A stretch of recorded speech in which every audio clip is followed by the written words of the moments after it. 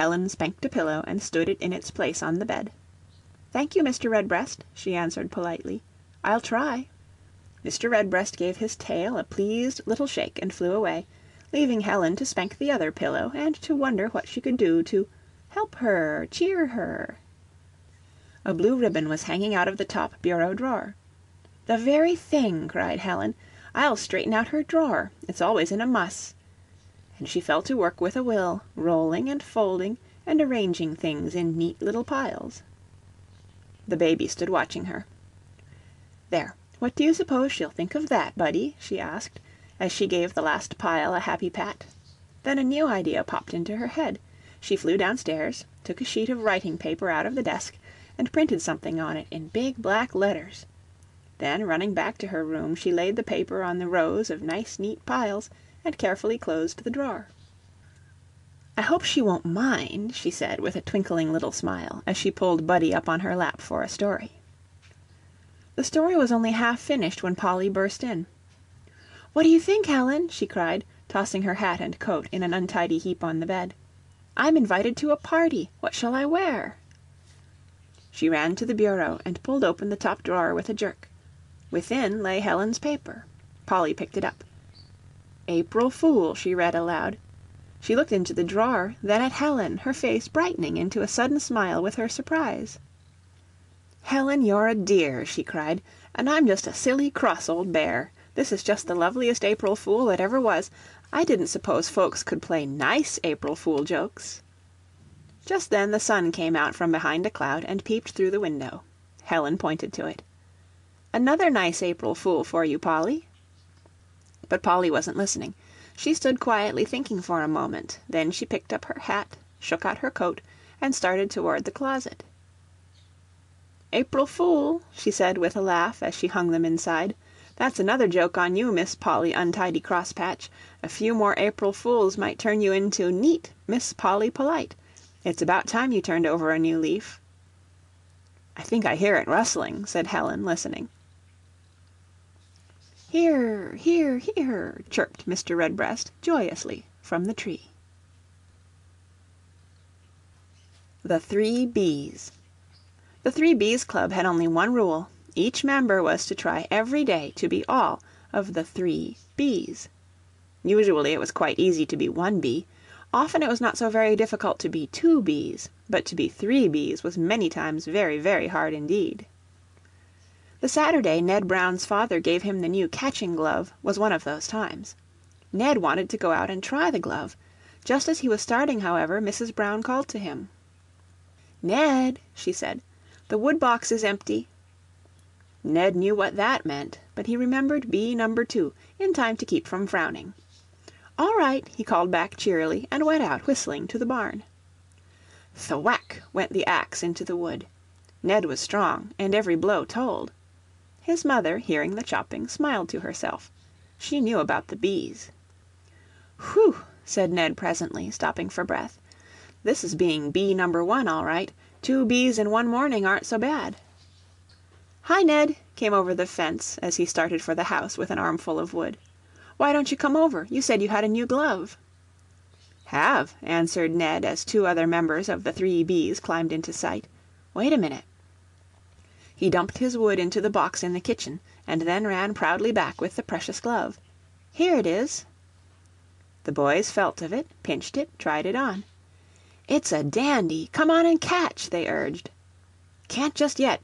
You can use it till I come." And Ned returned to his work while the boys ran off with the glove.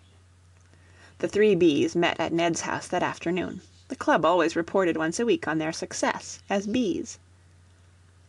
"I don't have any chance to be Bee number 3, complained Ned, when his turn came to talk. Mrs. Brown was just coming in with a pitcher of lemonade. "I know better, Ned," she said. "How about chopping wood when you wanted to play ball? That made all 3 B's this morning. Busy, bright, and brave." "And I know another Bee number 3, too," cried Ned Baker. "How about loaning us your catching glove when you hadn't used it yourself?" Ned smiled shyly, and Bee number 2 was written all over his face as he slowly sipped his lemonade.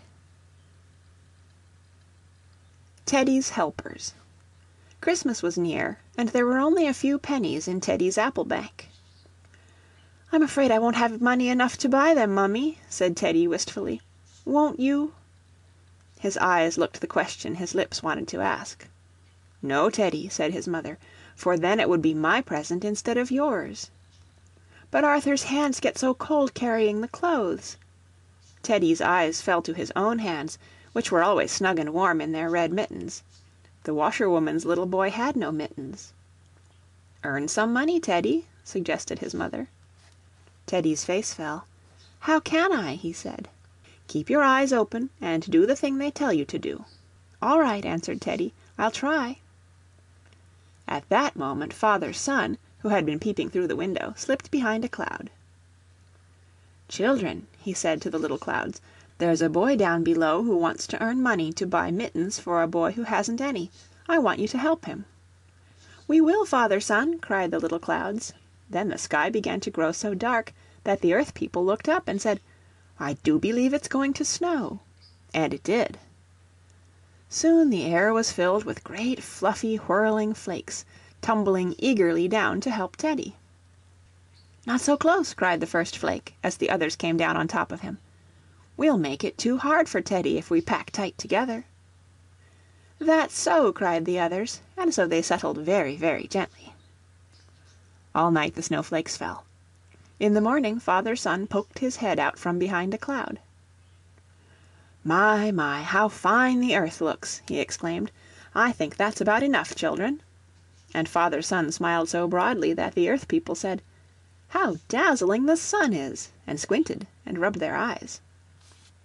When the last flake had settled in its place, Teddy buttoned on his leggings to go out. "Are you keeping your eyes open this morning, Teddy?" asked his mother. Teddy laughed. "Of course," he said. "I couldn't see if—" Then he stopped abruptly. "It is a way, isn't it, Mummy?" he cried. "Yes," she said. "I think I hear 25 cents dropping into the apple. I will give you that much if you will shovel a path to the gate." "Goody!" cried Teddy. Then he hunted up the snow shovel and fell to work. "Teddy! Teddy!" Teddy looked up. The old lady across the way was standing in her door. "I'll give you a quarter if you'll clean my walk." "All right!" Teddy shouted back.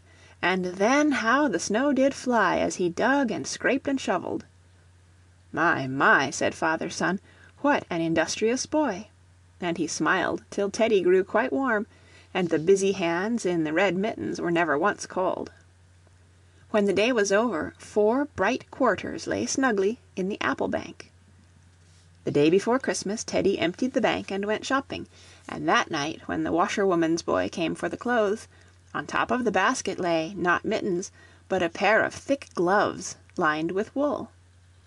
Father Sun was so happy about it that he smiled all Christmas Day, and so did Arthur, and so, more brightly than either, did Teddy. The Red Letter Day. "What's a red letter day, Nora?" asked Betty, coming into the kitchen where Nora was doing the Saturday baking. "It's a day when something specially nice happens," answered Nora. "Why?" "Mamma just said it would be a red letter day if she got all her mending done by night.